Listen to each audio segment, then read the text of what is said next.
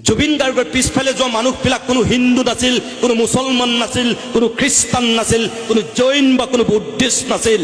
জুবিন গাৰ্গৰ পিছফালে যোৱা মানুহবিলাক আছিল কেৱল মানুহ আৰু মানুহ মানুহ।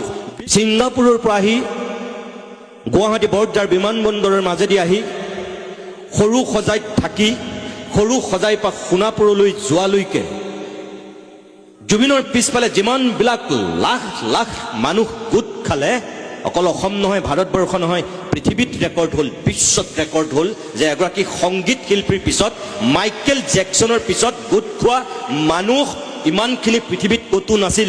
অসমীয়া মানুহে দেখুৱাই দিলে যে আমি কিমান সংস্কৃতিবান মানুহ। কিয় কৈছোঁ মই? আমি এটা অভিলেখ সৃষ্টি কৰিছিলোঁ। জুবিনে সেয়াই শিকাই থৈ গৈছিল। মোৰ অনুপস্থিতিত তোমালোকে মায়াবিনী গীত গাবা। আজি মায়াবিনী এটা আধুনিক গীত নহয়।